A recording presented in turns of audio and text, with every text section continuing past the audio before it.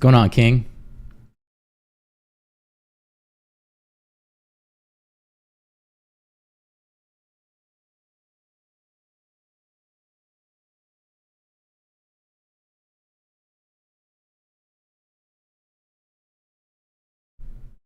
Sorry, I'm a little late. Still setting up the stream. But of course, when it comes to White House press briefings, they're going to be late. So no big deal, right?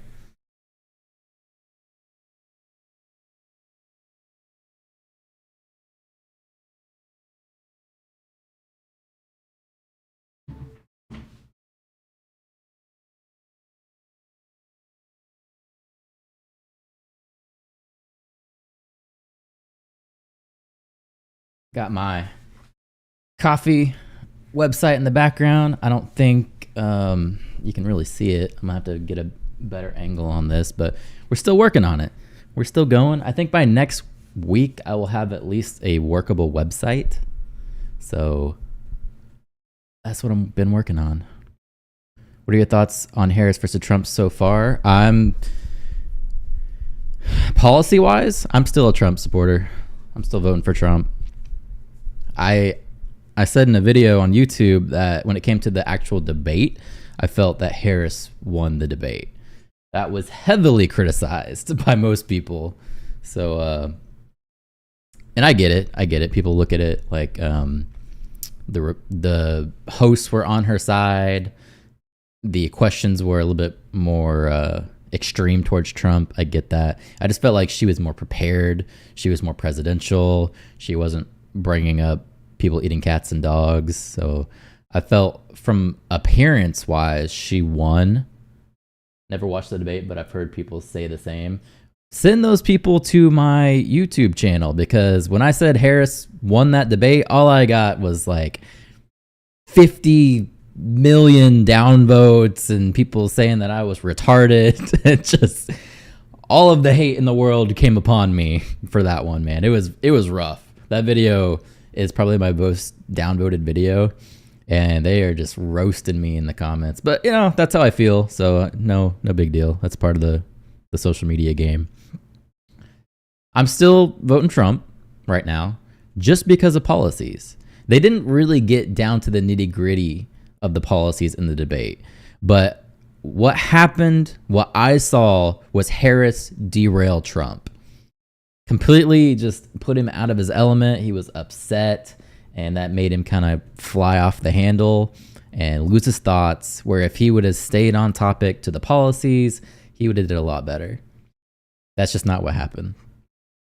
So I got to give it to Harris on that one. Even though I don't like her. I don't like her policies. I think she's just not good for America. I still give it to her because we're fair over here. We are going to report what we actually see. Not going to be one-sided.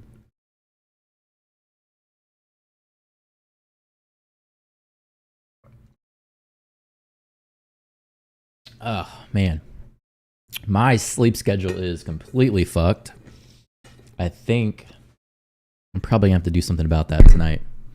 You're not allowed to be fair and nuanced in 2024? Obviously not. That video was so bad, like I couldn't even get into a discussion on why I thought she was winning. It couldn't even go that far. It was just straight Trump 2024 people in my face. There might have been like one or two comments saying that they thought Harris won, but those are probably just people that were going to vote for Harris anyway. It's bad. Yeah, it was a bad video. And even in the video, like I'm breaking it down. I live streamed the debate, and you could just see it derail. And if people aren't willing to consider that, then they're just being dishonest. I get it. Like, people are going to vote for who they want to vote for, Hello. Hope you're doing well. What's going on, Chadwin? We're back again for another White House press briefing where she is, I think she's supposed to start at like 2:15, and now it's 2:40. So actually, here she comes. Let me pull this up. Okay.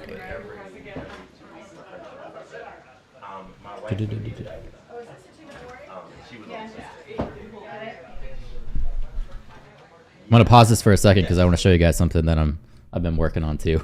So I got a new camera and I got a new camera angle. So when I go down and do the fact checking, I'll just bring up AP News. So when I do fact checking, boom, new camera angle. I'm still kind of working on it because the mic's in the way. It's something I'm developing here, but yeah, camera angle number 2. We're getting really professional over here. So I can go fact check. I look at this monitor. It's a very small, like tablet size monitor that I pull up the news articles to see what's true, what's not true. And then we can head back to my main monitor over here as we watch the press briefing. So just a little fun thing that I was working on yesterday.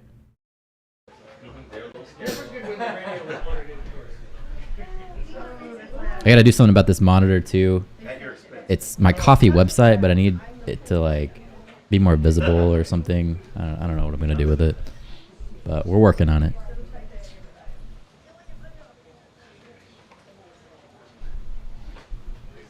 Deucey's there, so you know this is gonna be a fun one.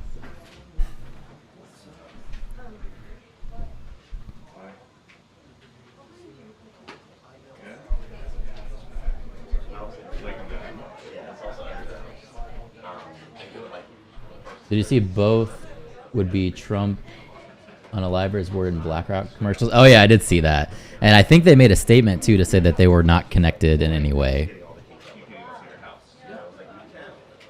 Let's see if I can find it before she gets out here.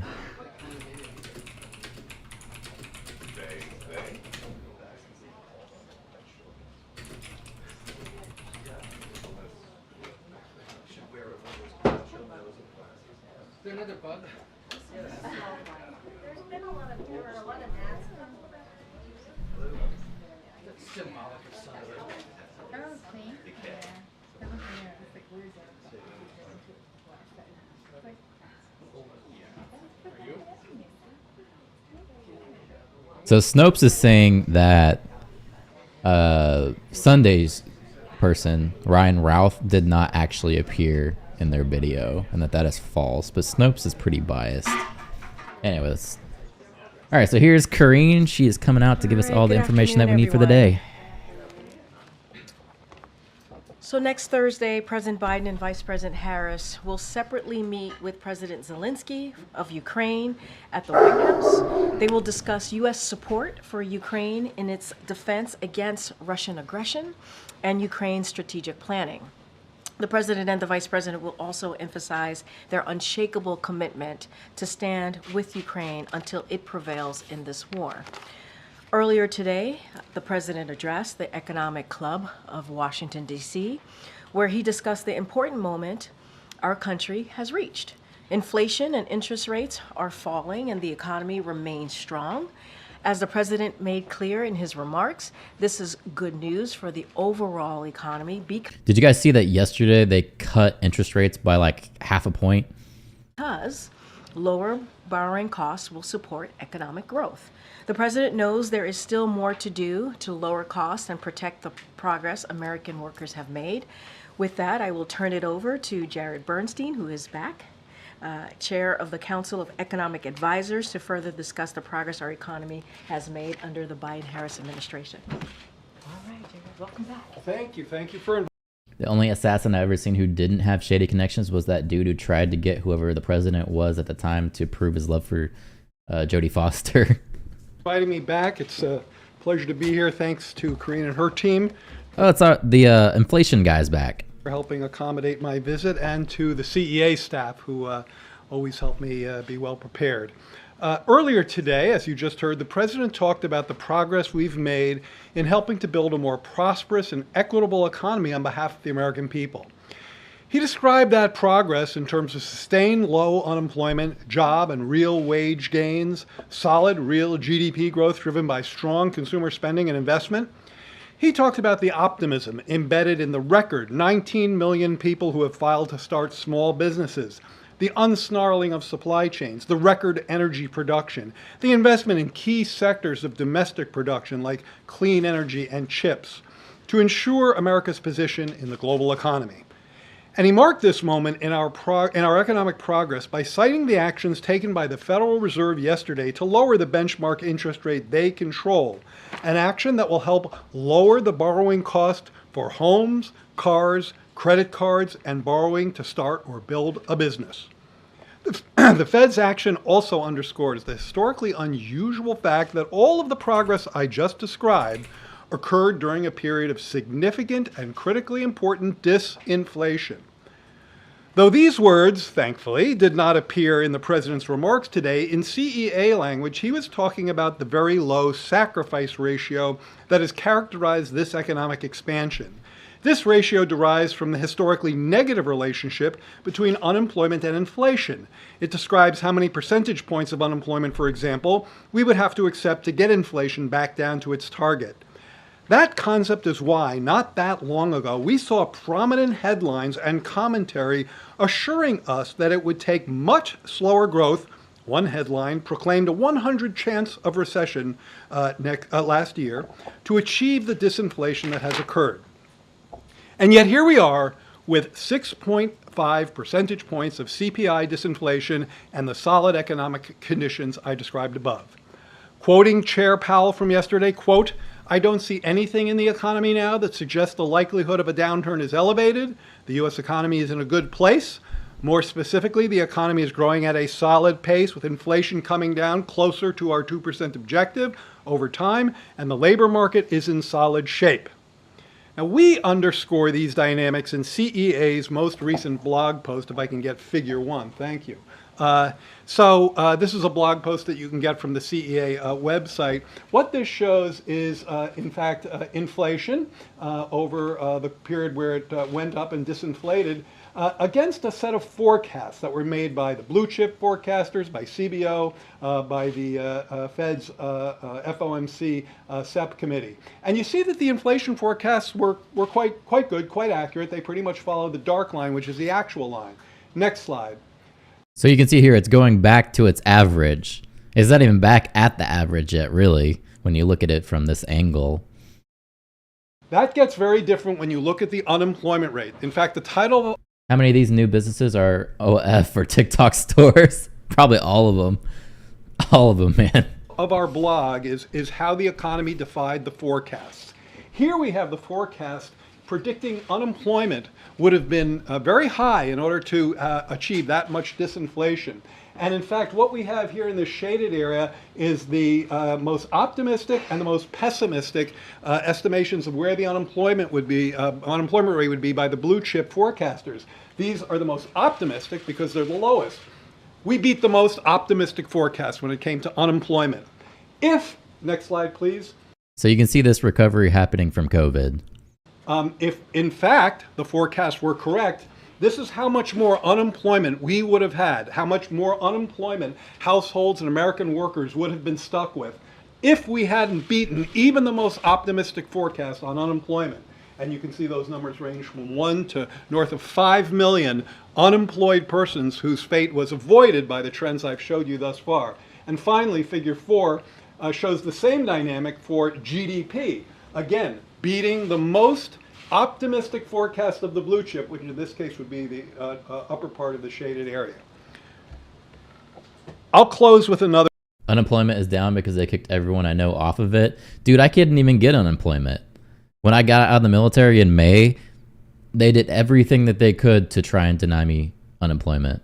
And I'm entitled to it. I'm honorably discharged, yada, yada, yada. It's not even easy to get unemployment. So I'm not sure what they're even talking about here. Another important reference to the president's speech today. The part about unemployment is so bad, dude. The process is you file online, the website immediately rejects you, so you have to call into the actual unemployment office. They don't answer their phone. So what they've done is they've made a system where you have to go to a third party, which is a charity. It's not even really affiliated with unemployment office. So you go to this charity to call the unemployment office because they have a direct line to unemployment to get the issues that they denied you for fixed from the website. It makes no sense. And so what you have is you have a bunch of people filling into these buildings trying to get unemployment, and they're frustrated because they can't just call these people on their cell phone and say, hey, help me out. You can't email them. There's no way to contact them. They created a system where you cannot contact them without going to a third-party charity. And then even then, a lot of times, their direct number doesn't even work. So you still can't contact them. So you've made a system here where you auto-deny people unemployment and then try to say that unemployment rate is going down, which is complete bullshit. I almost wanted to whip out my phone and interview those people for my YouTube channel, but I considered it kind of be like maybe not classy. These people are struggling. Me, myself, trying to get unemployment. I don't know if I would want somebody to do that. So, but I thought about it. It crossed my mind because there's people in this building and they're mad. They are like yelling. They're furious because they need this money. They've been, let go from their job or whatever.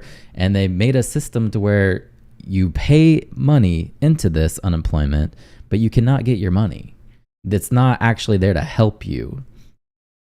And you heard this from Kareem, our work is not done. As he put it, I am not here to take a victory lap. I'm not here to say the job is done. I'm not here to say we don't have more work to do. Of course we do. Our cost-cutting agenda in particular is as urgent today as it was before the Fed acted, but that fact should not prevent anyone from recognizing the progress we've made, the expectation-defying ongoing expansion, and the work, productivity, and grit of the American people to get us where we are today. And with that, I'll take your questions. There we go. Questions. You're, one of the people that the president would call if he has any questions about the American economy. I was curious to ask you, what would you say is an economic issue that the president these days is asking the most sort of probing questions to you about, whether it's a data point or a phenomenon or something that he's seeing in the economy? Well, I've been talking to the president a lot in the last few days, as have met many other members of the team in preparation for the speech he gave today. So I am ready with a very timely answer to that question. It's the same. It's a similar dynamic, similar conversation I've had with Joe Biden since I was his chief economist when he was the vice president. He wants to know how these economic developments, how the progress I've talked about today that he spoke about affects working families like the one he grew up in. And right now, that relates a lot to the interest rate cut. How does a cut in interest rate ripple through to the economic lives of working American families? And the answer that I shared with him, and I'll share with you, is lower costs of lending, lower costs of a mortgage, lower costs if you want to take out a loan to improve your home. So the idea behind that is as they allow more loans to go out, well, they're not allowing more loans to go out, but as you bring your interest rates down, people are going to assume that more people are going to want loans, which is going to drive up the housing market. We just kind of have to wait and see if that's actually going to happen. I saw a lot of people on X yesterday were thinking this was going to be the next 2008. Oh, it's the doom and gloom. I don't think it's really that bad. But at the flip side of what he's talking about, I don't think the American people want to hear Joe Biden take a victory lap right now. Most of them can't even afford milk or bread. The last thing they want to do is hear Joe Biden pat himself on the back. Lower costs of auto loans, credit cards. If you want to start or expand a small business, lower interest rates are really meaningful to people. It's one of the it's really one of the key economic variables in a lot of people's lives through that channel of borrowing costs. And that's certainly, I think, a timely example of things we've discussed lately. And how did you prepare him for the possibility of the Fed making the kind of cut that it did yesterday? Having conversations much like the one we discussed. I mean, we're very careful, as you know, to respect the independence of the Fed, but of course we're always going to talk about any important dynamic or variable in the economy, and so this is a conversation we've had, and it goes right to the impact of it goes right to the impact on the economic lives of the families we discussed. I think also part of this discussion has been about the trajectory of inflation. And here, I want to underscore something I said in my topper, but also the president leaned in today. Very important to him. We've had a lot of discussions about this. So direct answer to your question. He's been very interested in these predictions that said, sorry, you can't get this much disinflation, 6.5 points on the CPI, without accepting a much worse unemployment rate or much slower GDP growth. That is the more kind of traditional within those shaded areas in the figures I showed. And the president felt strongly that we were not going to achieve disinflation on the backs of working people. We needed to get there through improvements in the economy supply side, through energy production, through cost reductions in the areas where we've tried to do more of that. So maintaining the strong economy on behalf of working families while getting to lower inflation has been essential for rising real wages and incomes, and that's what we've seen. Hey, Chair. Thanks for being here. You know, one of the issues that has still proven to be very difficult is getting housing prices down. Can you walk us through, do you have any kind of numbers to put on housing prices and the importance that they play within the CPI bundle in terms of, you know, now that we've had the interest rate cut, how much more is it, you know, our housing prices going to come down?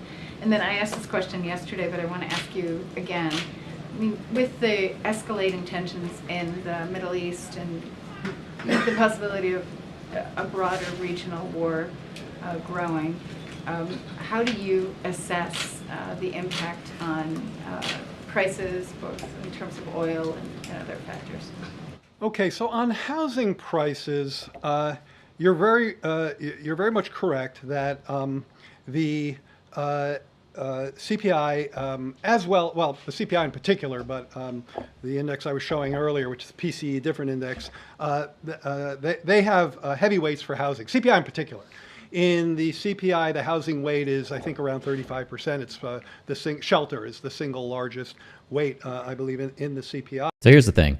The Biden administration has came out and they said that they want to not more Harris. This is more Harris's campaign. She wants to build more houses because she believes there is a shortage of supply of houses. And I'm not arguing with that, but as you lower interest rates and more people are able to purchase, there's still a low supply, which the only option there is to raise prices because less people are going to want to sell their house as a deal, right? They're going to want to make money because they have a high demand item. That's just common sense. So that's my take on it. Chad says a half point lowered on interest still can't compete with Vanguard coming in and paying cash for houses. Exactly, which still affects supply and means it's probably going to go up. We're going to see housing continue to go up, which in turn inflates the housing cost. Exactly. So, I mean, we agree. And so it's very impactful. And one of the ways we showed that in a recent blog that we did, which I think, I commend to you because we really dive into your question on the CEA website, is we pointed out that if you look at core inflation over the past year in the CPI, that's inflation without energy and food, 3.2%. Core inflation CPI without shelter, half of that. 1.6%. So it really gives you a flavor of how heavy that weight is. Now, there are two things going on with housing prices in the CPI. One is cyclical or mechanical, and the other is, or maybe call it, something, well, one is cyclical or mechanical, and the other is structural. So the mechanical part is that as rental inflation has rolled over, and it really has, I mean, the inflation of rents was highly elevated. It's now back to levels that we saw pre-pandemic, and this is rental inflation now, not the price level, but the inflation. As that has rolled over, most CPI analysts have expected that to filter into the index by now. We haven't seen that. It's a bit of a head scratcher. I think Powell talked about it yesterday. He referenced that the other part of shelter costs, owner equivalent rent, which I won't get into the details, that's been coming in stronger than expected. So, but simply based on the mechanics of the lags and the rollover in rental inflation, we still expect that to show up as easing in the CPI's housing component. But much more important from our perspective, and from the Biden administration, I'd say the Biden-Harris administration, because Vice President Harris has ambitious plans, is to deal with the structural problem. We have a 15-year in the making shortage of affordable housing in this country. 15 years in the making, millions of units shortfall. And this is a market failure. And when there's a market failure, even the most classically oriented economists believe that there's important space for government intervention. And Vice President Harris and President Biden have, I think, very important and in many cases, tried and true policy. And so that's pretty much what I was just saying. Her plan, Harris's plan, is to increase the supply, which normally would, I mean, it's going to help with lowering the cost. But at the same time, she wants to give a grant for first-time home buyers while interest rates are being lowered. So is she going to be able to build enough houses to keep up with the demand? Probably not. And then you have to think, okay, how are people going to pay for this? I can't remember if it was $25,000 or $50,000 grant that she wanted to give. One of the two. Obviously, that's going to affect the supply. Hey, thanks for the sub there. Policy measures that would help reduce that shortfall, expanding the low-income housing tax credit, subsidizing developing and building in ways that would make those deals, that make those developments pencil out in a way that they don't right now. We could spend a lot more time talking about housing policy, but you can find it out there. I think addressing that shortfall is absolutely critical. I'd call it one of the biggest pieces of unfinished business we have, but we can't do it by ourselves. Congress needs to work with us, and there is zero reason why this should be a red or a blue or a D or an R issue. This shortage is pervasive in states across the nation. Middle East.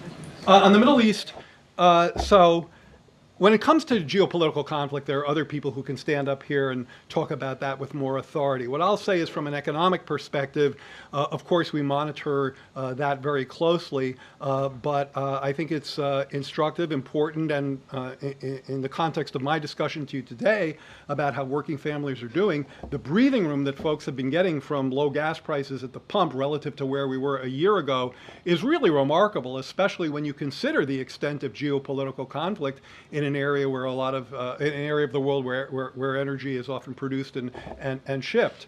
And this morning the gas price was $3.22 a gallon. I believe that's 68 cents per gallon down from where it was a year ago. That's real breathing room. It's one of the reasons why year-over-year CPI is 2.5% in the last read, close to where it was pre-pandemic. And we think that's an important piece of breathing room. We would also argue that the president's fingerprints have been on that, both whether it's a matter of the release of the strategic reserve, but also record energy production from all sources. He didn't want to comment on the rental prices, huh? He knows how to avoid the topic. Exactly. The president, in his remarks about an hour ago, said that he had never spoken with the Fed chairman since he's been in the White House. That's obviously not true. He met in the Oval Office in 2022. Can you clarify the president's remarks there and why did he say that? Sure. The president was saying that he has not spoken to Chair Powell about interest rates. He did not pressure Powell and has never done so. And in fact, in the speech today, that was in the section about Fed independence and about the importance of respecting and honoring that. Why do I feel like that's not true? I know they want to create a separation from the Fed and the president, but to say that they haven't spoken at all about him dropping interest rates, I don't know, it just seems weird. We're about to have an election and they're going to drive up prices by lowering interest rates. The stock market's about to boom. I don't know. Maybe I'm a conspiracy theorist. They shouldn't talk about gas prices coming down if the last 3 years the president doesn't control gas prices. Exactly. They're going to claim all these wins, man. And somehow they're going to deflect on all the failures that they've had. Independence. It's obviously a stark contrast with our predecessor. Never has the president spoken to Chair Powell about interest rates as president. Never has he pressured him.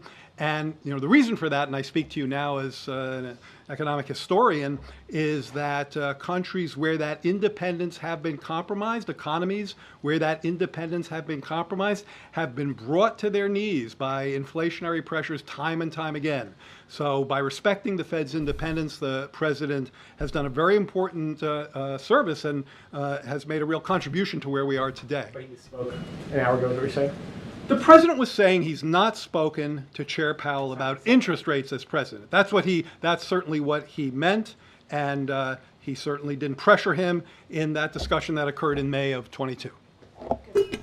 Thanks, Jared. So this rate cut is colliding with presidential politics. At what point do you think Americans will start to feel the broad economic improvements that come with this rate cut? Would it happen before the election? Well, hopefully I can buy a house before these prices start to skyrocket, and I'll feel more comfortable with owning property for once now that I'm almost 35 years old. Well, let me start with the political reference. I'd like to quote from you from a Wall Street Journal lead editorial a couple of days ago. Quote, "We don't agree with those who say a cut in rates this week is political or intended to help Kamala Harris." Now, I don't think the ed board of the Wall Street Journal is associated. Fast forward, you're going to see Kamala Harris campaigning out there, and she's going to say, look at the stock market, look at these numbers, look at all this money that we're making, businesses booming. It's going to be political. I don't know what this guy's talking about. Much with Democrats or liberals. So I take that as a statement that I very much agree with on the non-politicalization, I don't know how to say that word, on the on the fact that what Chair Powell was doing was monetary policy, not politics. Now, your more relevant question is about when people start to feel these interest rate cuts, right? That was the other thing you asked. Interestingly, the first part of that answer is already. Because of the priced-in dynamics, that is, the mortgage rate, we talked about housing a minute ago, you go back a few months, it was 7.5%. As of this morning, it was 6.1, I believe, 6.15 if I'm remembering correctly. That's a big step down, and that occurred before any Fed rate cuts took place, in large part due to the market expectations that those rate cuts were going to occur. So that's a priced-in effect. Now then there's the dynamics in in auto loans, in credit card loans, in business lending, and that can take anywhere from weeks to months to quarters. I think Powell talked about it rippling through. So that occurs with more of a lag, but some of it's already priced in. And do you think the Fed waited too long to cut rates? I'm not going to comment on Federal Reserve monetary policy. They actually came out and said that they did wait too long. They were supposed to start cutting in July, and that's something that Powell already admitted to, that he was kind of they're more reactionary than they are preventative because they don't want to make an overstep. Paul says, yo, I'm hoping to be able to afford rent until I croak. Me too, brother. Me too. Yeah, thanks. Jared, the previous president, no matter what the state of the economy, no matter what was going on, every single good thing that happened, he personally took credit for immediately, saying this is the best economy ever, we've had more jobs ever than anywhere in the universe, etc. Should this president have done the same thing in order to cheerlead more and get people more excited about the state of things? I'm an economic advisor, and I try to stay in my lane. I have, over the course of my long relationship with President Biden, tried to give him a little political advice, and frankly, he doesn't want to hear it from me, and I respect that. But let me say the following, what your question makes me think. I think that where I go with that is, what measures has President Biden taken wherein those policies help to lower inflation, help to tackle some of its causes, help to get us where we are today? Because I think that's actually an important part of this explanation. One of them we already talked about. By respecting the independence of the Federal Reserve, after his predecessor repeatedly criticized the Fed and undermined its independence, simply by respecting that independence, that helped give them the space to do the monetary policy they believed to be needed to get us here. As I mentioned again, and he cited this in his speech today, he unleashed record energy production to lower gas prices. He brought together, this is one of my personal favorites, he brought together business and labor to fix our supply chains. This is the unsnarling of supply chains that was so important to the disinflation. And one of the charts that we highlight a lot at CEA is, if you look at measures of supply side snarling, supply side constraints, and you plot them against the commodities or the good components within the CPI, they track each other very closely. In fact, I'll make sure to put that up on my Twitter feed, EconJared46. Give me a follow. Later today to show, and That is something that comes directly from the supply side disruption task force, of which I and my colleagues here were card-carrying members. And now he's rebuilding our infrastructure and investing in the manufacturing sector to strengthen these chains. He took on Big Pharma to lower prescription drug costs. So these are concrete measures that we've taken to help get us to where we are. And I would argue President, Vice President's fingerprints are on these results. Thanks for being here. Vice President Harris has her housing plan developed with about 3 million units. Should she become president, and should that legislation gets passed, how important would you say was the rate cut? Should her plan see the light of day? How important was it for the Fed to start lowering those rates? I think when without getting into again the Fed's monetary policy or where they're going with interest rates, my initial comments about how important lower interest rates are to consumers certainly applies to people with a mortgage, looking for a mortgage, thinking about refinancing. I actually think it's a pretty different bucket relative to the housing supply policies. I'll say more about the 3 million units. I'll say more about that in a second. But one thing that I think and hope will happen is that there are a lot of people, and actually Paolo talked about this as well, but we've been talking about this for a while.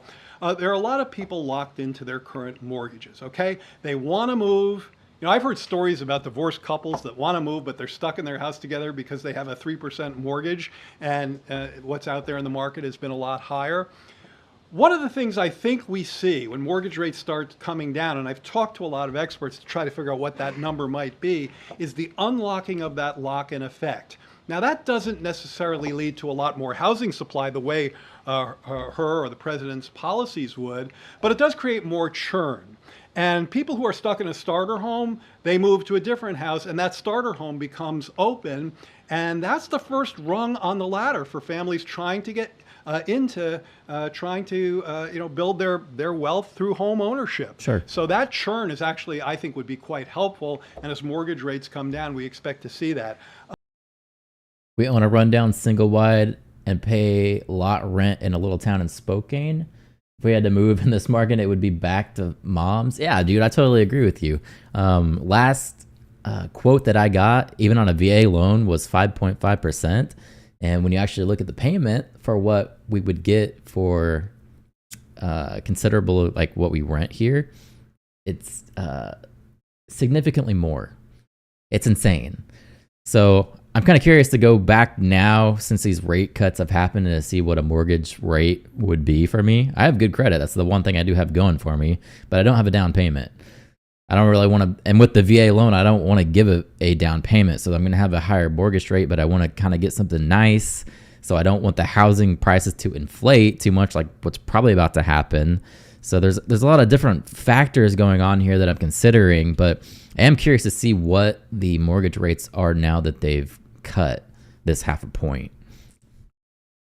When it comes to building 3 million affordable units, again, I won't go through the policy description I did a minute ago, but I will talk about one, the low-income housing tax credit, of which expansion is a big part of both her and the president's agenda. Expanding LIHTC, which is a tried and true program for building affordable multifamily households, so this is on the rental side of the equation, Okay. is a policy that the banks like because they buy the credits from the developers. The developers like it because it makes the buildings pencil out. And housing advocates for low-income renters like it. That's a pretty rare triumvirate. So expanding LIHTC is a great idea, as is, I mentioned earlier, a set of subsidies and tax credits to make building affordable housing pencil out in a way that it does not do so now. We also have some measures that help ease some land use restrictions. I won't go into them now in the interest of time, but I think we have a powerful agenda in that space. All right, Naomi. Then.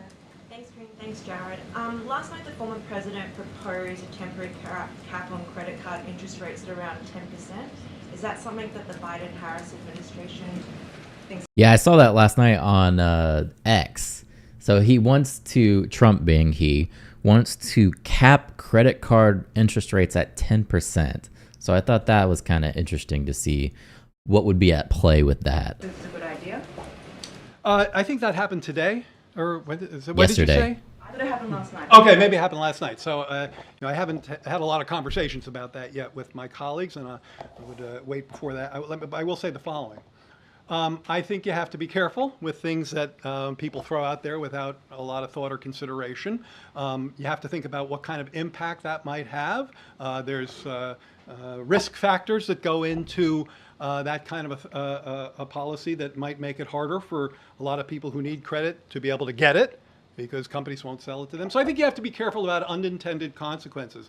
What I will say is that this administration has taken a very forward-looking and very, I think, pretty deep run at many of these issues, helping to lower credit card fees, helping to make for one of the, I think, most effective consumer financial protection bureaus, something that the Trump administration consistently tried to shut down and gut.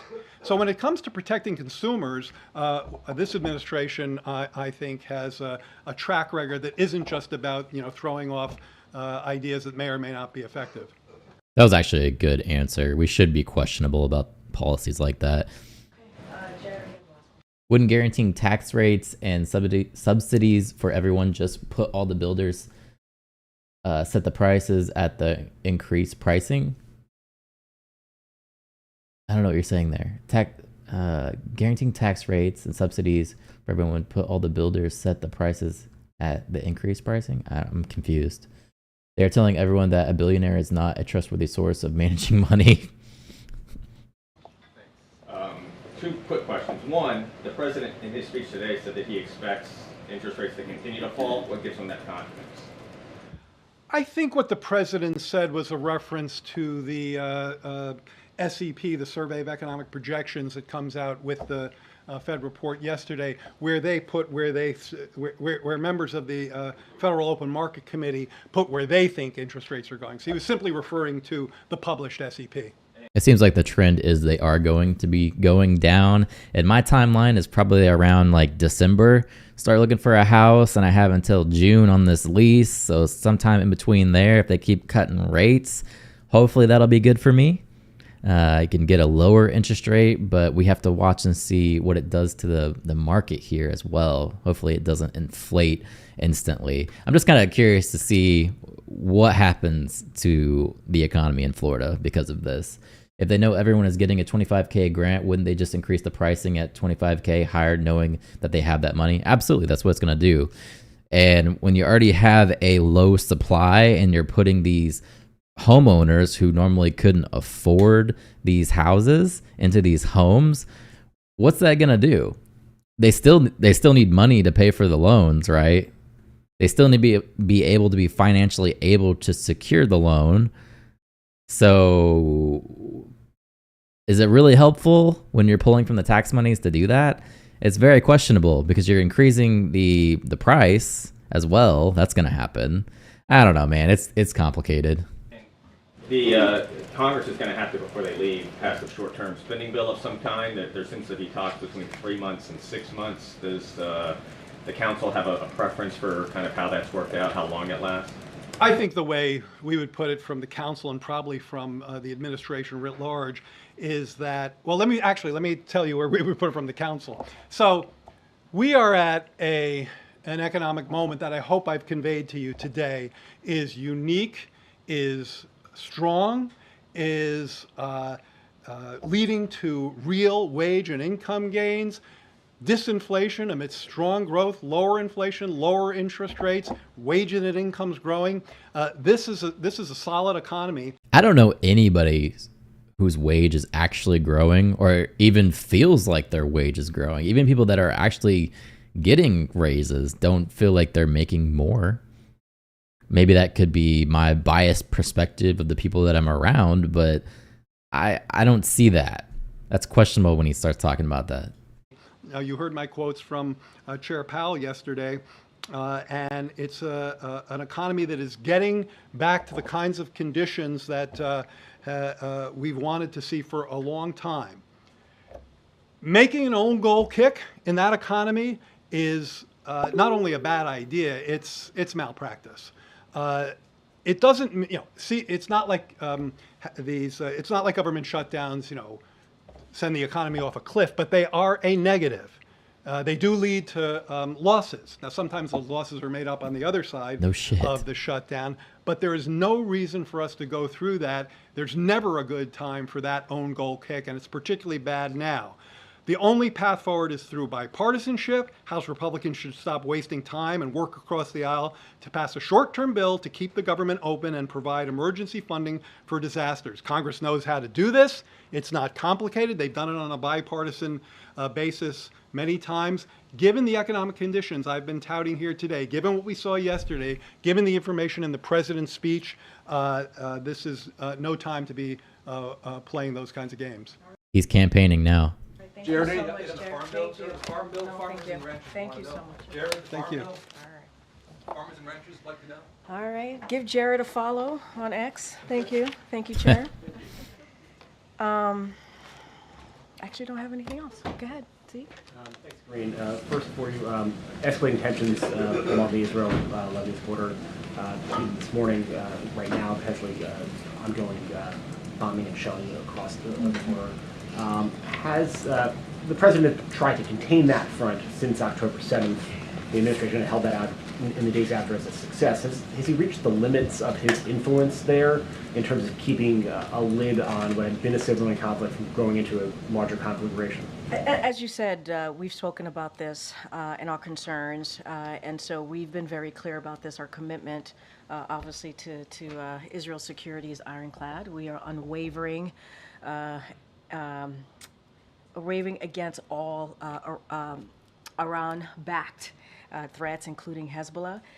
And what we have said, and I think this is kind of the question that you asked to me, is like the diplomatic resolution is achievable. That's what we still believe. It is urgent, obviously.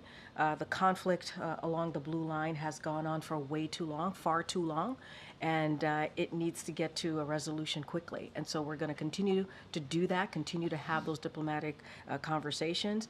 We continue to work on a ceasefire deal. We believe that is the way forward in calming and lowering the temperature there, and that's why we've been working around the clock to get that done. But we still believe a diplomatic resolution is the way forward here. We still believe that it is possible, and obviously the urgency continue to be that. I read that Trump would be wealthier had he put his dad's money in some kind of money market fund rather than his business ventures. I don't know about that, man. Money market funds barely keep up with inflation. And when you consider all the businesses that he started and the tax breaks that he got from those, that's very questionable. We would need to see some numbers. And it's hard to even get those numbers because there's a dispute on how much money he actually got from his dad. He says it's a small amount, and the media is always saying that he got crazy amounts of money from his dad. So it's hard to even know. And he never released his tax returns, so we can't even fact check it. The president's top representative was in the region a day before those pagers all started exploding. It seems that U.S. influence, the president's influence, seems to not really be working or is not having an effect. I mean, look, I don't agree. I mean, you started off saying that we did have some influence there in the beginning. I know, but you did say that it was working in your question to me seconds ago. Look, it doesn't stop from the fact that the president wants to see a diplomatic resolution. He believes it's achievable.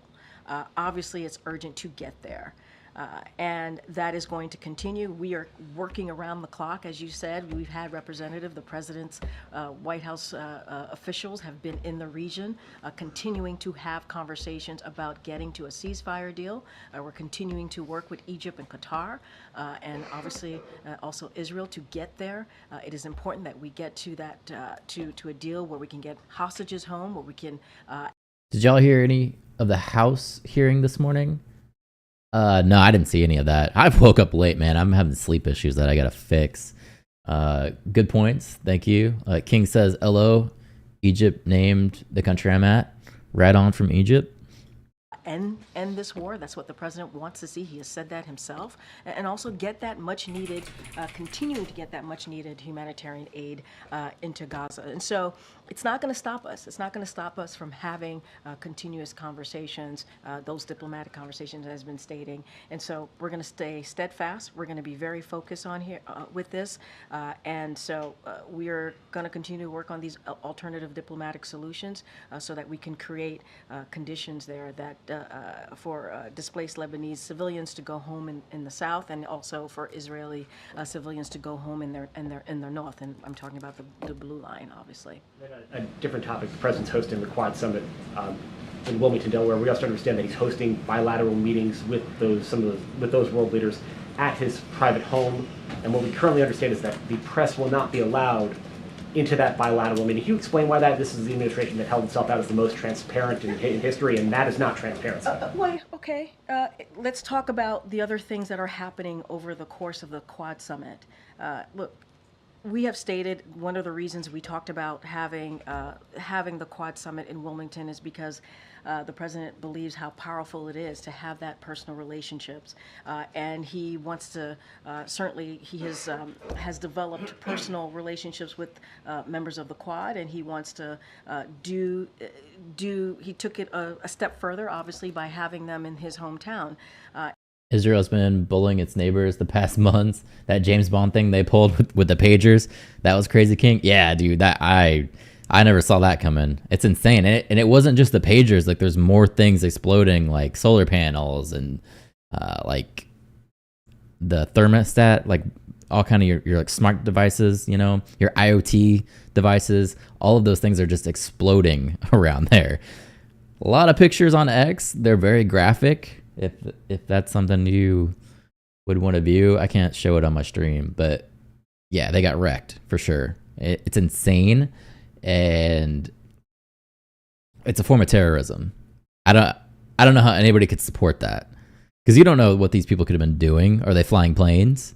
Are we exploding something while people are coming down in the air? Because you can get a signal as you're coming down from a plane and still in the air, and then what? You're killing all of these civilians.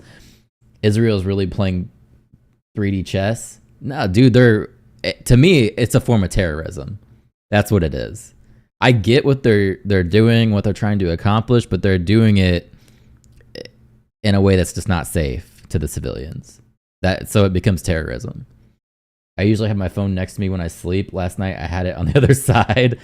Why did those civilians have pagers that were sent to terrorists? They weren't just sent to terrorists, man. They're big. It's not just the pagers, for one. It's all kinds of devices that are actually going out, and you don't know what those pagers are being, who's holding them, right? For all you know, a kid could have picked up the pager, and maybe somebody dropped it, and they pick it up, and now you exploded a kid. Or like I said, maybe they're on a plane. They could be on a plane. The plane's coming down. They explode those in mid-flight, and then a plane goes down. Maybe they're in a car. They're in a car, and something blows up, and now they're speeding out of control and causing more accidents, killing civilians. It's completely reckless. A kid can pick up mine, but doesn't make laying mines terrorism by international law. If you're killing civilians, it is terrorism. Any way you want to put it. They are completely protected by the Geneva Convention.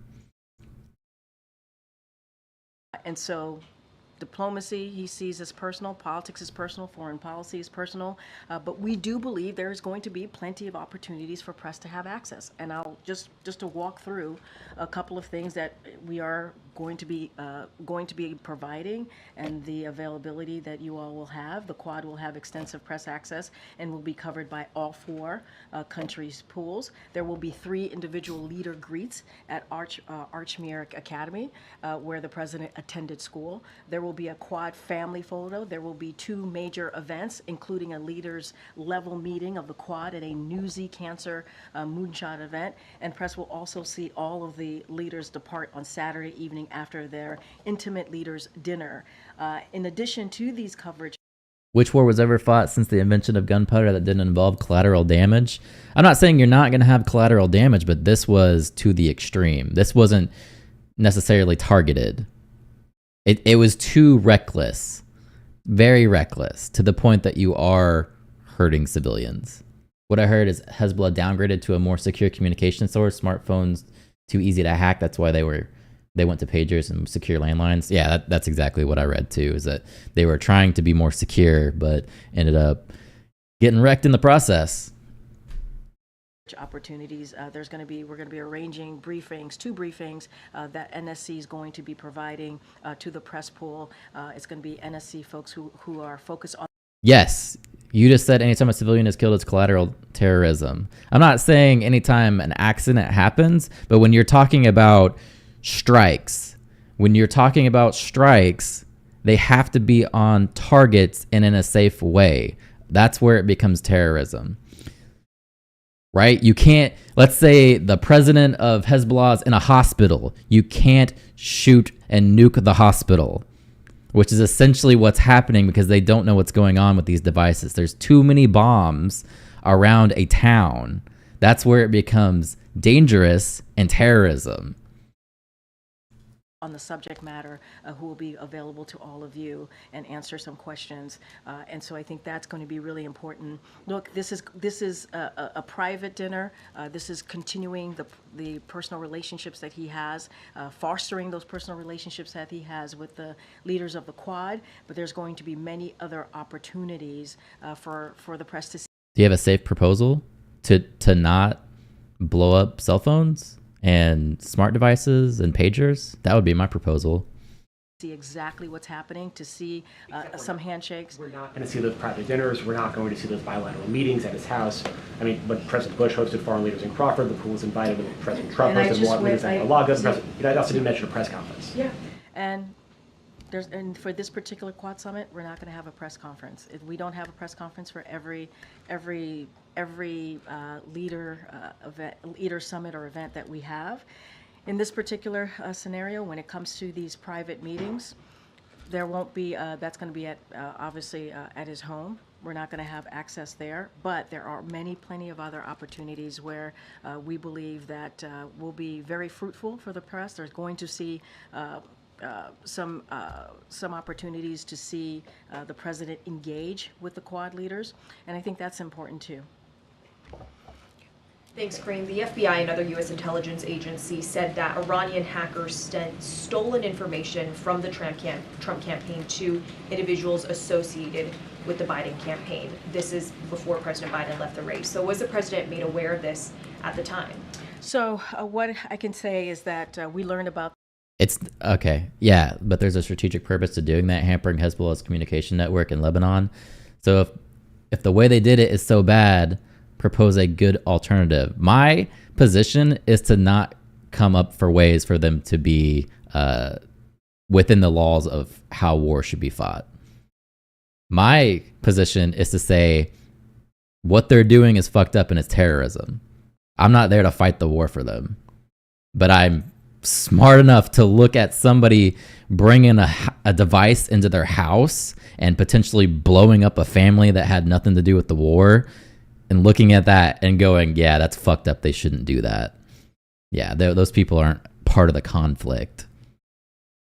The statement yesterday, and the president has been made aware of it now, but we learned about the statement yesterday. Look, this is something that the FBI, ODNI, and CISA have to speak to.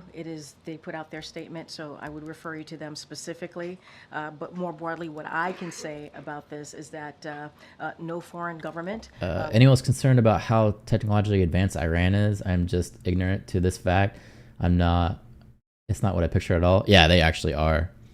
And you got mad, and you know what happened? They did it again. Okay, I mean, if you think it's funny that civilians are being blown up, bro, that's on you, dude. You can laugh at that, but that's more of a character of yourself. You know, I'm gonna be mad that civilians are being blown up.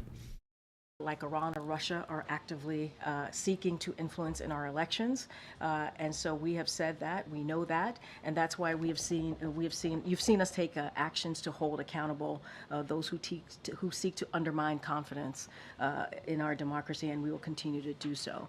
And so that has been something that we've said from here. The ODNI has shared with the American people what we know about the foreign influence, including by making public the hack of the Trump campaign on August 19th. In early September, the Department of Justice brought criminal charges against those involved in covert influence operations on behalf of RT. And so this is something that obviously law enforcement is and our intelligence community is focused on, and so they're better to certainly speak to it directly. Share what information was in those emails and if the president has been made aware of the information in those emails? That is something that they could speak to. The president has made aware. We saw the statement yesterday. That's when we learned about it. The president obviously is aware of it now. I'm mad about civilians being caught in the crossfire, but shouldn't we be more mad about supplying all the money and weapons for this to happen? Which is what's leading to my point. We're kind of supporting terrorism. We push this agenda that we are working very hard for a ceasefire. Meanwhile, this is happening. So it just shows you that tensions and attacks like this are not going to help a ceasefire. So if we're not going to condemn this as terrorism, then we are hypocrites for sending them money. It's not funny, but it's kind of low-key comforting to know that people think like you have no actual bearing on how the world runs. All right, bro, you're gone. All right. Once you start insulting people, that's when you're gone. But I would have to refer you to FBI. Didn't receive any advance briefing before that statement went out. We were made aware of when the statement came out yesterday. Now the president is aware himself. I would have to refer you to FBI, CISA, and ODNI. And just shifting gears a little bit, in general, what is the White House's view about the attacks in Lebanon? We're talking about exploding walkie-talkies and pagers in crowded civilian areas, children dead, including thousands injured. Yeah. Like she just said, children's dead. Thousands of civilians. Duh. I will say is my NSC colleague was here yesterday. You all asked him multiple questions about what occurred. I don't have anything else to share beyond that. I've taken questions on this. I don't have any more information to share on this, and so I don't have anything beyond that. Is that a tactic that the U.S. would use, not asking for specifics? I'm not going to speak to this at this time. I'm just not. During the president's remarks, he also spoke about the negotiations that you conducted to lower drug prices and seemed to suggest that you would be doing that on weight loss drugs. It was kind of an incomplete sentence. Makes me wonder if World War III starts, what will China do as strategies? Exactly. It really is scary when you think about it. It really is. Thoughts and prayers for the children from this administration. Said watch. He got trolls, bro. I banned him. He's gone. So can you just give us He said, "Watch." I don't have anything else to share. I don't have an announcement to make. Words. I don't have anything else to add. As you know, one of the things that came out of the Inflation Reduction Act is to make sure that we did everything that we can to lower healthcare drugs, prescription drugs, and that's what you see. You saw the president was able to beat big pharma, and so that is important to the American people, lowering those really critical drugs that they need just to survive. You've heard stories about whether folks are dealing with cancer or diabetes and how much they get charged by big pharmaceuticals. And now we're in a position where we can lower those drugs. I don't have anything to say or to add beyond what the president shared today. And just to go back to the Middle East for a moment. So, I think, would you agree that there has been a change or an escalation in the tensions in the region? And are you concerned about that? And what are you doing to sort of tamp down on that? We have said we are concerned about the tension and afraid and concerned about potential escalation. We have said that in the Middle East. We've been very clear. And we've also said that the way to move forward is diplomatic resolution, We think it is achievable. Obviously, it is urgent. And so that's what we're going to continue to do, having those diplomatic conversation. Diplomacy is key here when we talk about potential escalation, which we do not want to see. We do not want to see. And so we're going to continue to work towards that. Why not use the levers that you have? You know, the U.S. is sending weapon shipments to Israel. Why not? In other cases involving other countries, you have curtailed weapon shipments. In the case of Israel, you've stopped, paused the 2,000-pound weapons. See, this is actually for your concern there, Chad. This is what she's talking about. Why not send a signal by pausing weapon shipments to express your concern? Or are we going to endorse terrorism? Okay, so we are our policy has not changed. Our commitment to Israel's security is ironclad. That has not changed. And we cannot forget what Israel is dealing with in that region.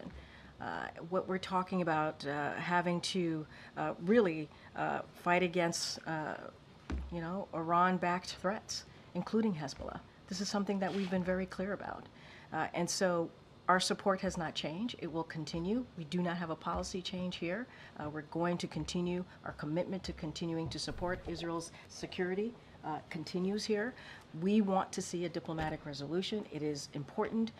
We want to see that happen. Obviously, we believe it's achievable, and that's how we want to move forward here. But it's not a good look for us. We're not going to change our policies. Karine, an Israeli official told CNN that a senior advisor to Prime Minister Netanyahu had presented to the Biden administration a new ceasefire proposal. Did that happen? So as I said multiple times before, and my colleagues here who have from NSC who've been at the podium, we're going to continue to have discussions with Egypt and Qatar, as well as Israel on a way forward. Let's not forget, after Hamas brutally murdered 6 hostages, I'm not going to get into specifics. I'm not going to negotiate from here, but we are going to continue to have those discussions. Just asking if you can confirm that there was a new proposal shared with the U.S. Just going to continue to have discussions with Qatar and Egypt. I don't have anything else to share beyond that. Okay. The proposal appears to be for a permanent end to the war, release of all the hostages in Gaza, all Palestinian prisoners held by Israel also being released, and safe passage for Yahya Sinwar out of Gaza. Does any of this sound feasible to you? We're in consultations with all the parties, Qatar, Egypt, Israel. I'm not going to negotiate from here. I'm not going to confirm anything from here, but we continue to have these discussions. We believe the best way forward is to get to a ceasefire deal. That's what we want to see. Bring home hostages, get more immediate relief into Gaza. That's what we want to see, and get and make sure we end this war. And that's what we want to see. And just finally, next week, the president and the prime minister are not meeting in New York City or on that. Why is that? I don't have anything else to share beyond what we've shared of what we're going to see with the president. If we have more information to share on who the president's going to meet with, any other world leaders, we'll certainly share that with all of you. Reported that they're not going to meet, so I'm just asking. I don't have anything else. As you know, when it comes to the Prime Minister of Israel, he and the president have had multiple conversations over the course of almost a year now. They've met a couple of times. I just don't have anything to share beyond reasoning as to why they're going to meet, if they're going to meet. I don't have anything else to share. Okay, Danny. Thanks, Karine. You said that the president believes that a diplomatic solution is achievable. What on earth gives you the Yes. reason to believe that? I mean, what evidence is there that despite all these... After what just happened, what makes him think that there's going to be any kind of resolution? The pager bombings and the now airstrikes today, and Nasrallah saying it's a declaration of war. What is there that makes you believe that? It makes the Biden needs a peace treaty with his name on it. It would destroy his name and party after all the money and weapons thrown at it if China secures a ceasefire. Because the president continues to believe that we have to be optimistic, and diplomatic resolution is the best way. When we think about foreign policy, when we think about these type of relationship, having diplomacy, having those conversations is critical, is key. And the president has been successful in doing that in the past 3.5 How is exploding pagers diplomacy? years. So that's what he wants to see. He believes that is still achievable. He believes that it's still achievable. We are not saying that we don't have concerns. We do not want to see escalations. We are not saying that the You're seeing escalations. conflict that we have seen, it truly has, along the blue line, has gone for too long. We are acknowledging that. We're going to continue to have this diplomacy. It is important to do so, and that's the way we see, this president sees moving forward. Yeah. The First Lady will be traveling to Mexico October the 1st to attend the inauguration event of Claudia Sheinbaum. Vladimir Putin is also invited to the event. Is that potential encounter something that worries the White House? No. Considering the relevance and the influence the U.S. has in the region, in the Middle East, considering that you provide most of the arms, what do you think is the precise goal Israel has in these attacks in Lebanon? I can't speak to any of. I can't speak to this. I'm just going to leave it where we have been in the last 2 days. You heard from my colleague yesterday. Look, going back to the inauguration. They need to acknowledge that Israel is playing the victim while being the bully. Absolutely. But they don't want to do that. In Mexico, the First Lady, I talked about this yesterday, she's looking forward to being there. It's a historic moment. That's going to be her focus in supporting the president-elect and being there with the U.S. delegation, where she's very much looking forward to it. I'm not going to speak to what President Putin is going to do or not do.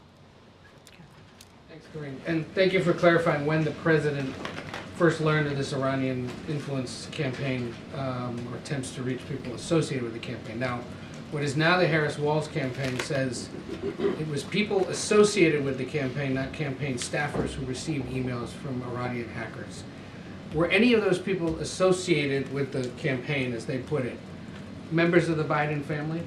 I would have to refer you to FBI, CISA, and ODNI on this. They can speak to the specifics. I would also have to refer you to the campaign. And, well, that's the thing. He's not a member of the campaign anymore, and apparently these people weren't either. That's why we're asking you here at the White House. And this is something that the FBI, CISA, and ODNI can speak to. I cannot speak to that from here. Israel's outplaying everybody right now. It's not fair. I don't think they really want a ceasefire. Were White House officials who weren't on the Wilmington payroll at the time being contacted through their personal email, you couldn't say? You have to speak to FBI, ODNI, and CISA on this one. Regarding the Quad, is the Vice President attending any of the meetings on Saturday? She will not be attending any of the meetings on Saturday. And the decision not to allow reporters to see the bilaterals that he'll be having Friday afternoon and Saturday, does this have something to do with the foreign press pools from India, Japan, and Australia? Is there a security concern with having them on the grounds of his home? What I can say is the president wants to have a personal moment with the leaders. This is relationships that he has had with leaders of the Quad throughout, obviously, his tenure here as president.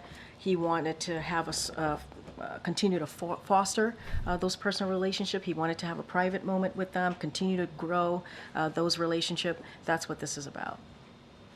But not the fact also that he's not having a press conference around this. Was that a request of any of the other governors?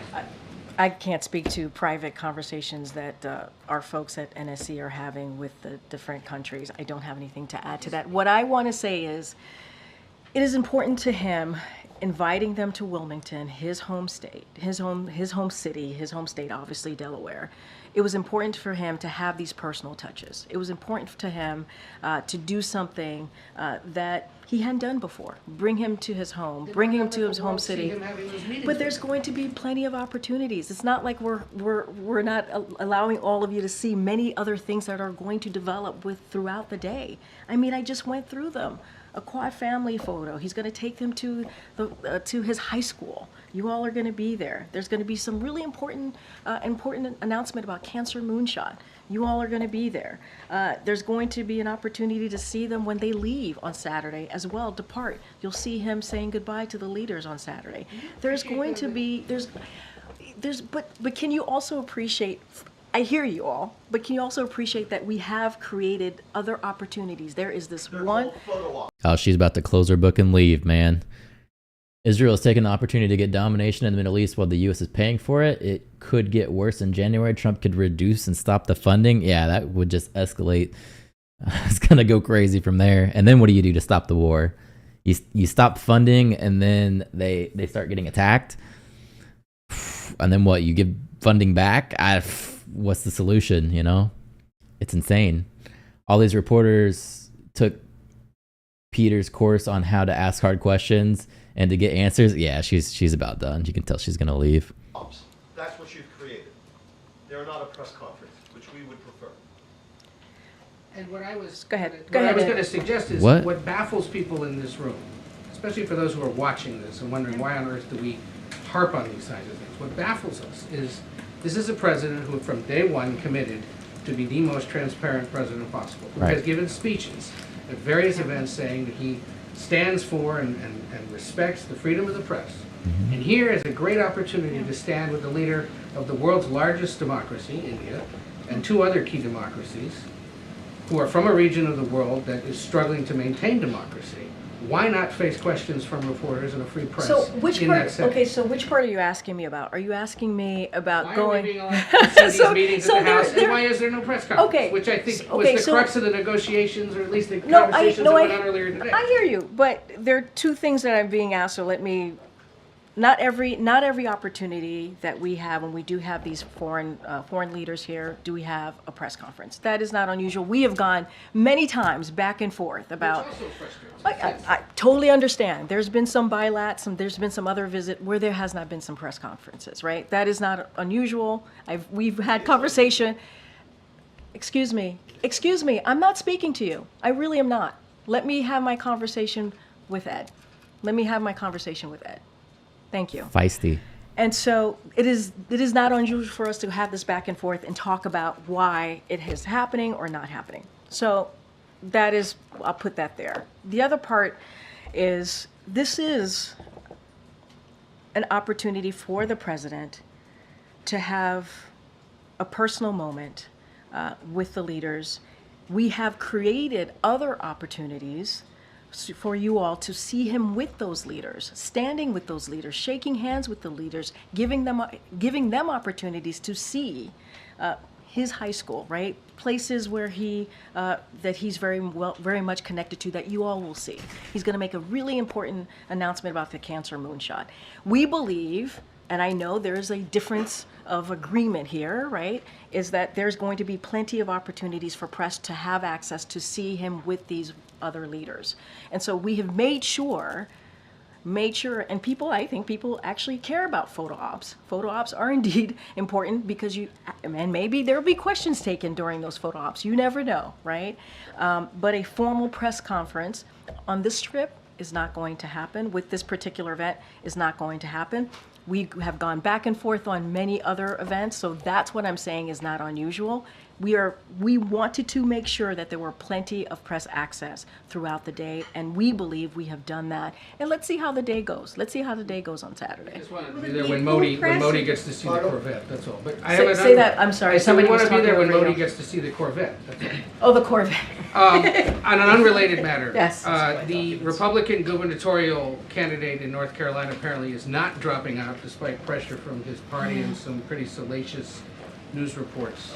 I'm just curious if the president is tracking what's been going on there, or if the So, White House has any other comments. As you know, the president was making this really important economic speech. I haven't had an opportunity to talk to him about this particular event that just occurred. I haven't really seen the stories. I've seen, I've heard from my staff about a little bit about this. What I can say, and I want to say off the top, is that, anti-Semitism is never acceptable. It is wrong. It is wrong. And so we have to be.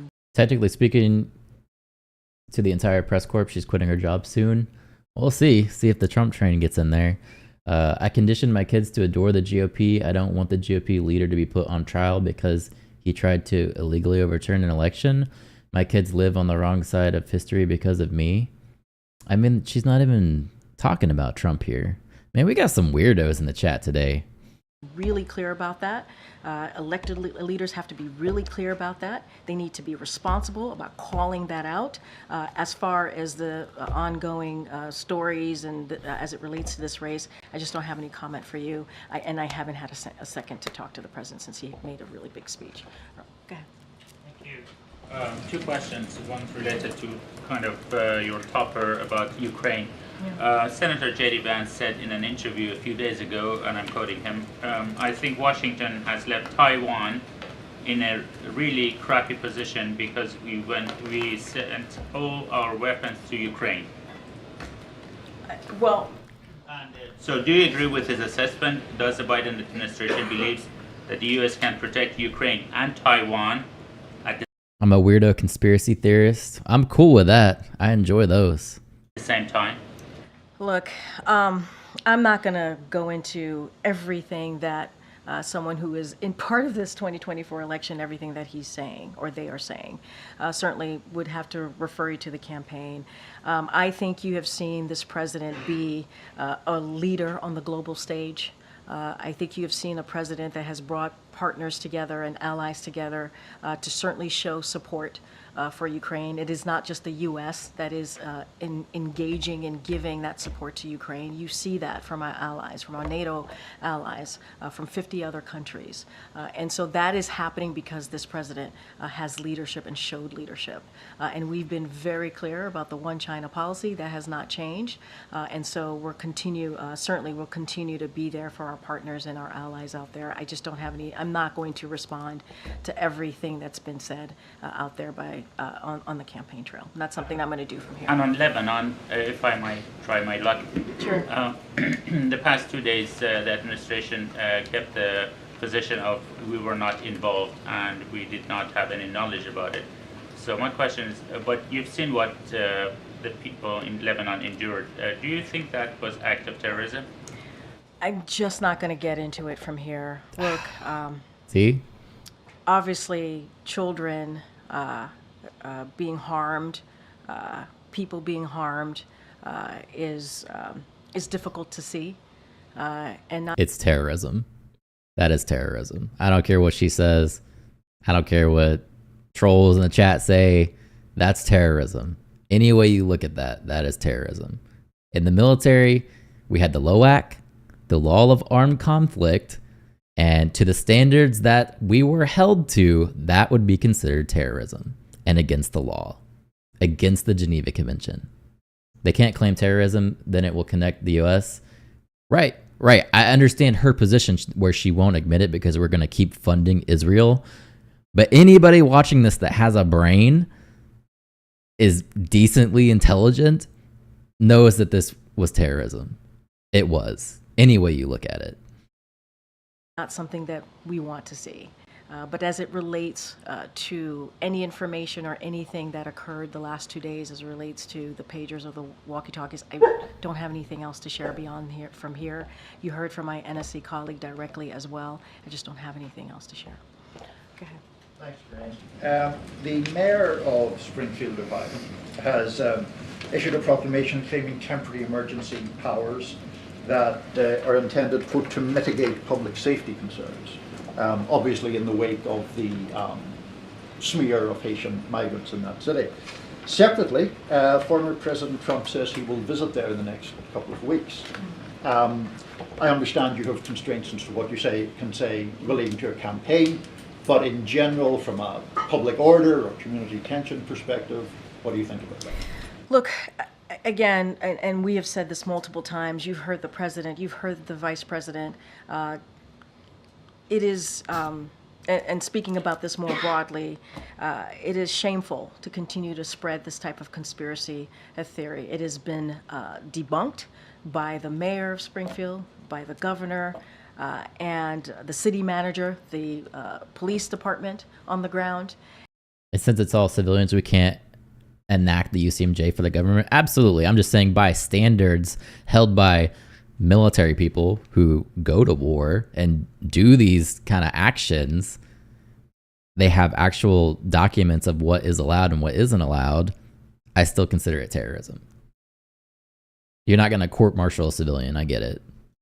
And to continue to spread this type of hateful smear is it's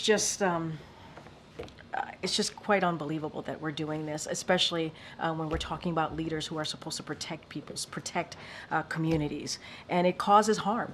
It causes harm to everyone. And as you can see from the actions that they have to take on the ground to protect people. And so, look, we are going to continue to denounce this. We should not be tearing our communities apart. This is a president and vice president that believes in bringing our communities together, and that's what we're going to continue to see. We have to bring down the temperature in politics. That's what the president has said, and you know, it is just really shameful, disgusting. What is being said out there. I mean, going down a rabbit hole, an ugly rabbit hole of conspiracy theories, and it puts people's lives at risk. It puts all of our lives at risk. So it is unfortunate that the city of Springfield has to deal with this. And so we're going to continue to call that out. I do want to say a couple of things that we have been able to provide as security assistance support for Springfield. We tasked DOJ's Community Relations Service to Springfield to help the community come together and enhance their ability to prevent conflict. Provided 4 bomb sniffing dogs to help the community ensure buildings are safe and they can respond to incoming threats. And DHS security personnel is working with Springfield and Ohio officials to support the needs of the community. But again, these are hateful smears. They're conspiracy theories, as you know, but I want to make very, very clear from here.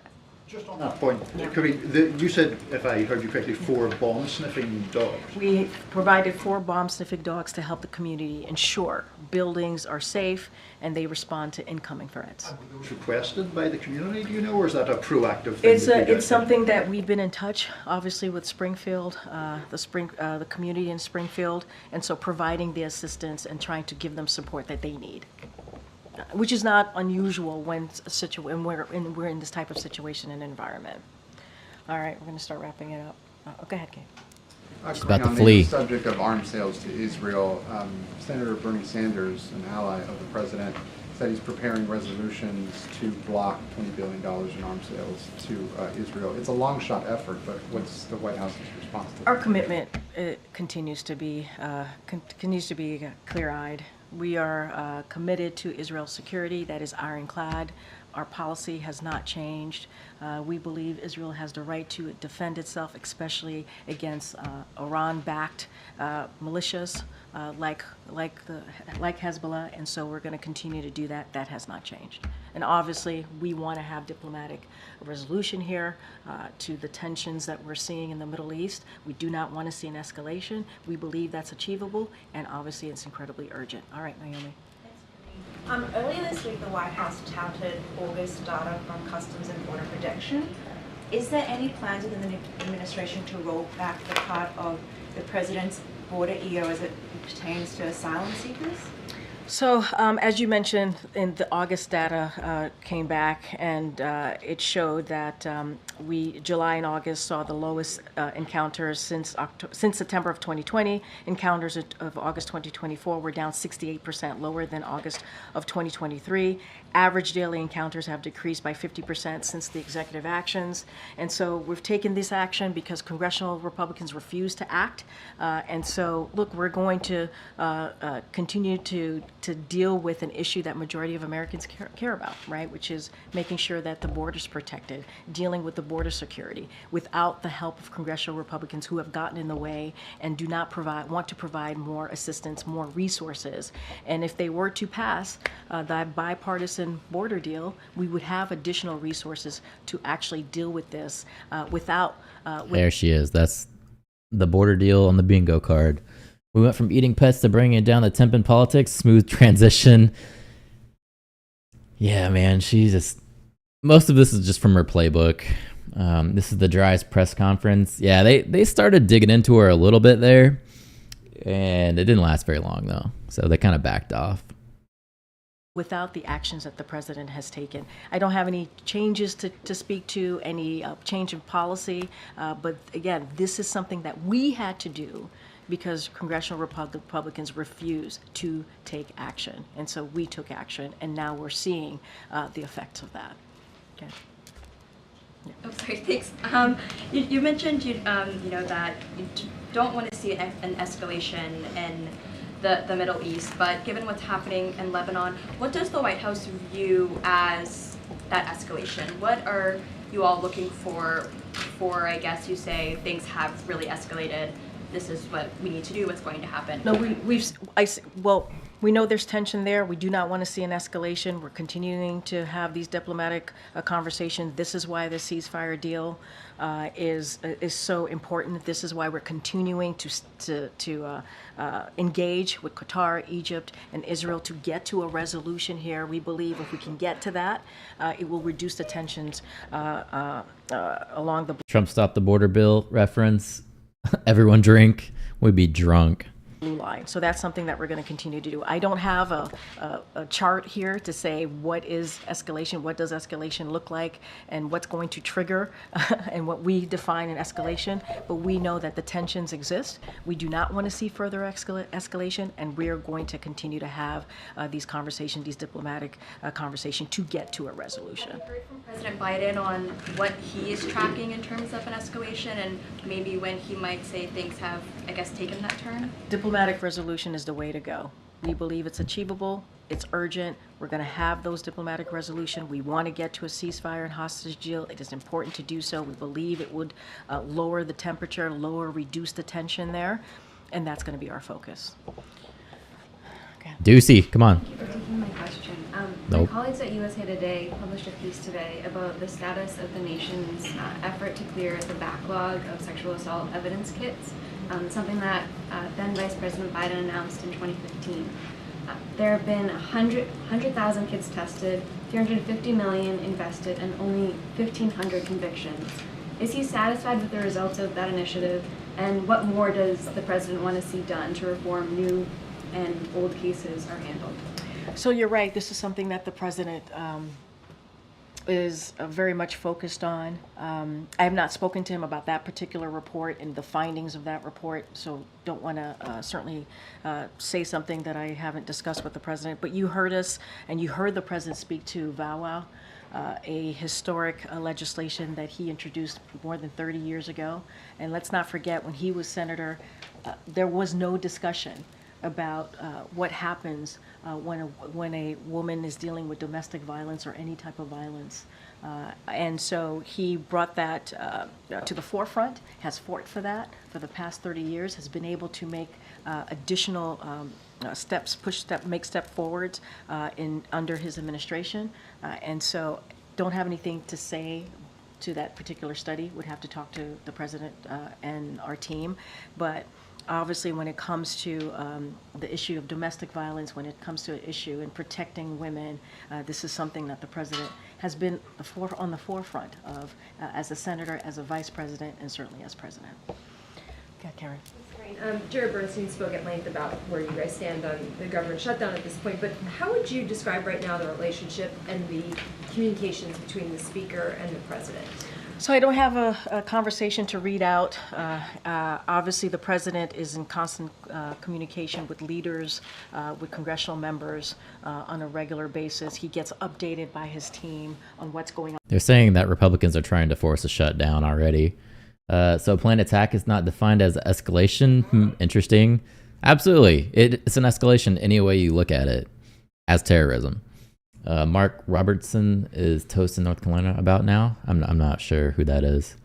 In particular with the budget conversations.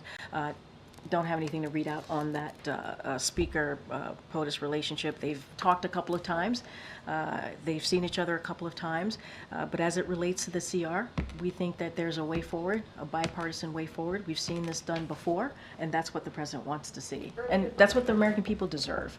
Earlier this week, Johnson was talking about Secret Service protection of Trump, but he said this about the president. He said, "They don't let me talk to the president very often. That may not be a big surprise to you all. We communicate through staff. It's a pretty sad situation, and in fact, it's a pretty scary situation."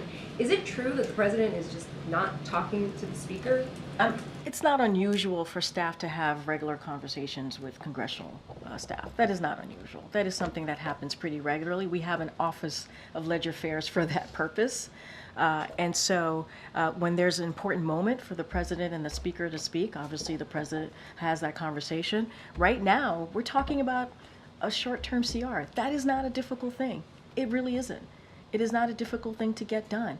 It is a easy thing for action for Congress to take. It should be something that they can decide on in a bipartisan way, as they've done many times before, and get it done, really.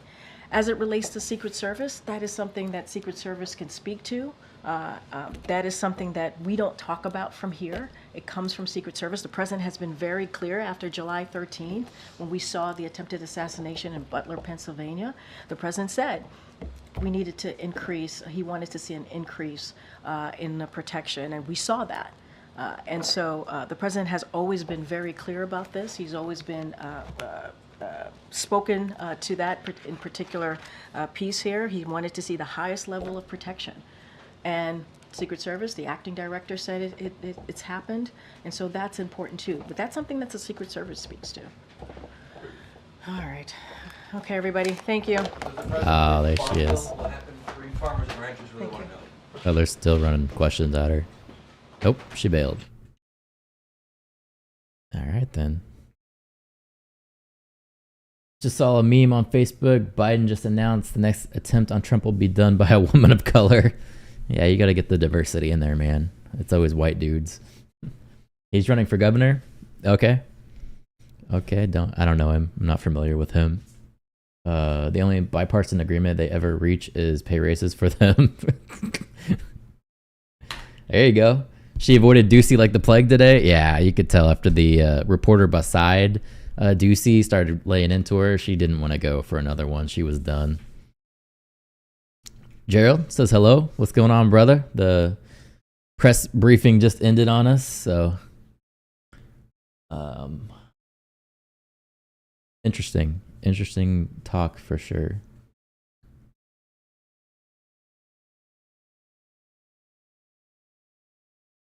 Yeah, she didn't want that heat, that's for sure.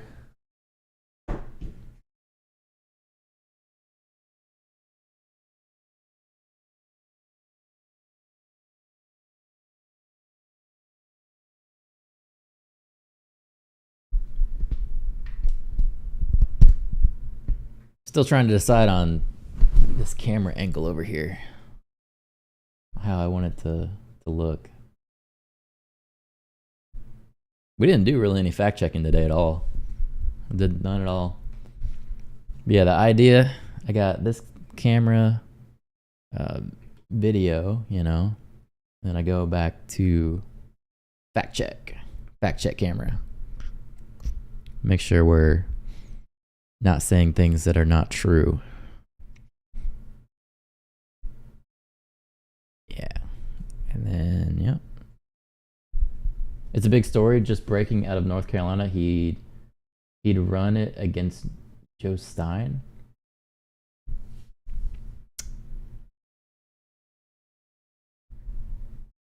This is all about Wall's diversity. Yeah, man, I don't know anything about what's going on in California, or not California, North Carolina.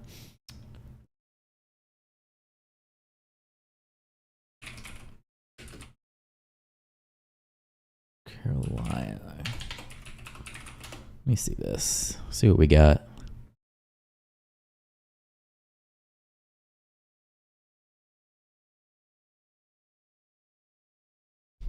You said Mark Robinson?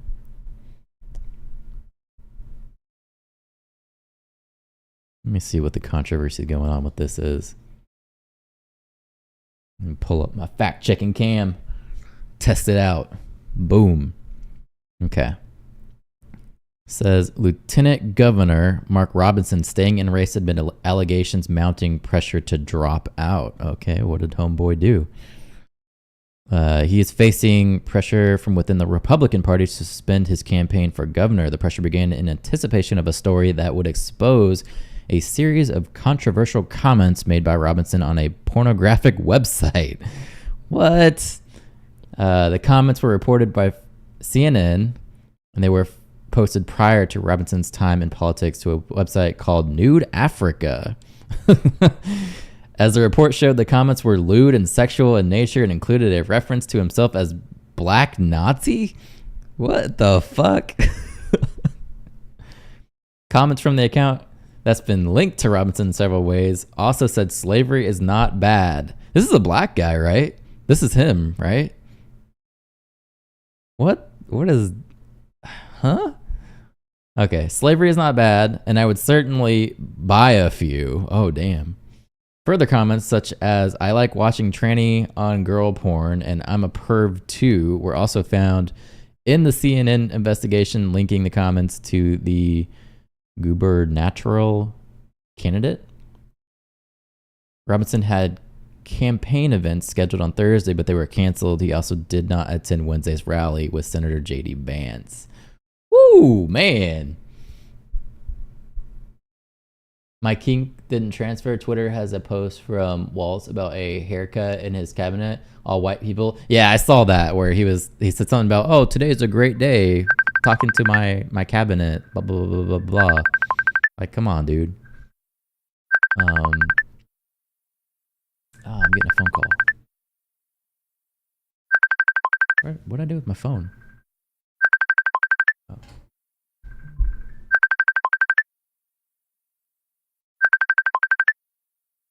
Oof.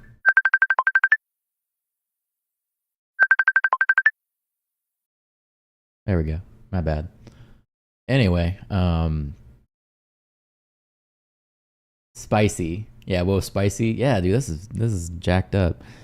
So what was he running? He was running for governor, I guess. How did they link him? Did he have his name as the person commenting? That's what I want to know.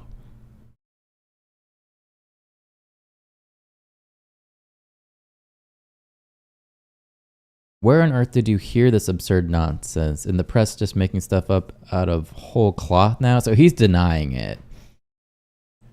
Sources who've spoken to CBS 17 said it's unclear what Robinson will do, but Republicans are discussing what will happen in the event he does indeed exit the race.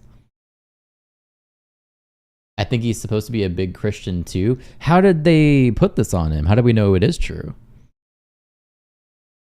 The things that you will see in that story, those are not words of Mark Robinson. You know my words, you know my character, and you know that I have been completely transparent in this race and before.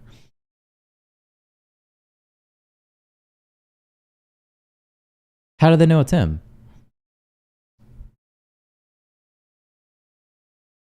It doesn't say anything about like how they know it's him. He endorsed Trump, blah, blah, blah, blah, blah, blah, blah. It could be lies. It's comments from the account that's been linked to Robinson in several ways. Okay, journalism, come on. Tell me how it's linked. Don't just say it is. Nude Africa, though. Nude Africa. All right. All right.